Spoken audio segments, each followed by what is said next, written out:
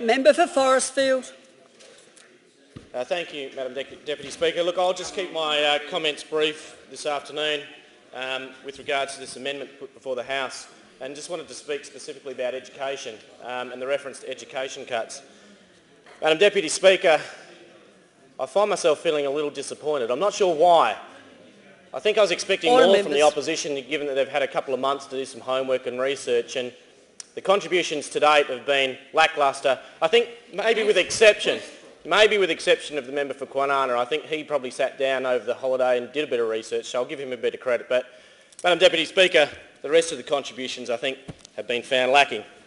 Now, we hear members opposite rabbit on about education cuts. These are not cuts. You cannot say that an increasing budget is a cut. You cannot say that logically.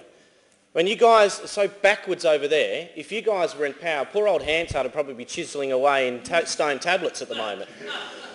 Madam Deputy Speaker, we have a record spend in education, a record spend of $4.58 billion this financial year, which will continue to increase. That is a 61% increase in public education funding since 2008, at the same time as there's been a 16% increase in student numbers in the public system.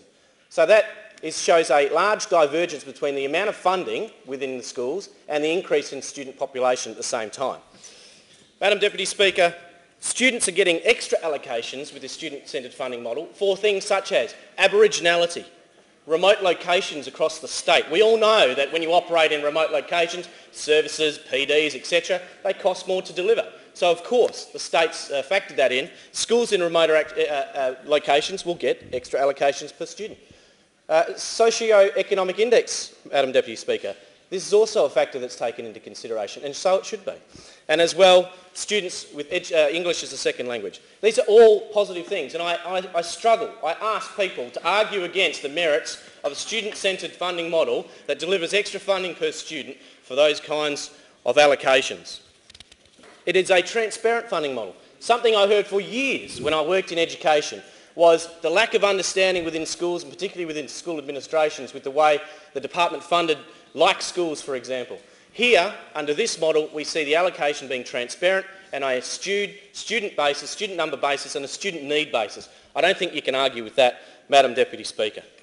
We also see 550 new teachers employed in the system this year, which is a fantastic outcome. And, Madam Deputy Speaker, a fact that some of my colleagues have already pointed out today, but a fact that should not go unnoted, is the fact that we put a teacher in front of every student enrolled in a public school this year, and we've done it for years. We have done it for years, and it is something that the Labor Party failed to do. It is something that the Labor Party failed to do when they were in power, and worse off, the current Leader of the Opposition was the Education Minister at the time. I was there during his reign as Minister, and I know how bad it was and how bad he was as a Minister for Education.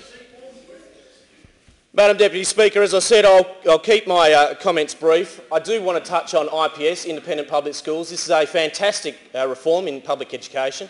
I think this year we'll see about 70% of staff and students in the system operating under IPS. I think that's an outstanding outcome for the system. The one-size-fits-all approach to funding and to schools and their differences has been done away with, or is being done away with, and this new system is being adopted, and it's being looked at federally as well as the model of best practice. So I don't think you can, again, argue with that as a reform in public education.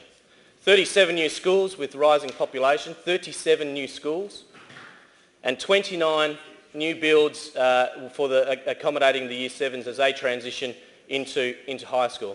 The member for Churchland's commented in his contribution about schools and principals. Well, I made a point of going out to my schools, particularly the high schools, and speaking to the principals over the last couple of weeks.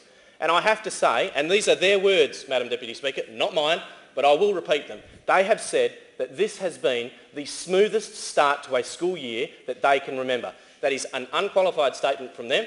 And these are people, professionals in the system who've worked for a number of years in the system. This is the smoothest start to a school year that they can remember. I think that is testament to the way that this government has undertaken reform, and I think it's testament to the way that this government prioritises funding in education, and more so the needs of our students and our future leaders.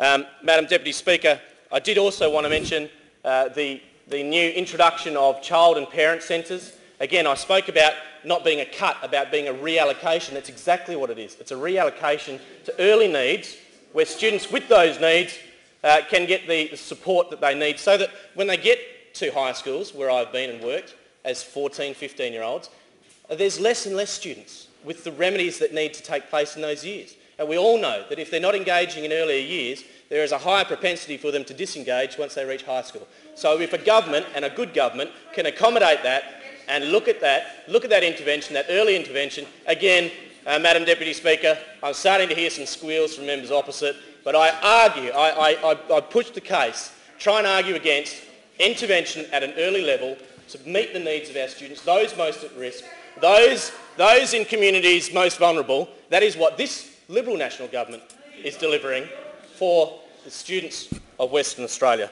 So, Madam Deputy Speaker, in finishing, record spend, teachers in front of every classroom, the highest paid teachers in the country, and all this intervention at an earlier age so that we can have great young people, great citizens that contribute to Western Australia. I think that's good government and I think that's good outcome for education. Thank you.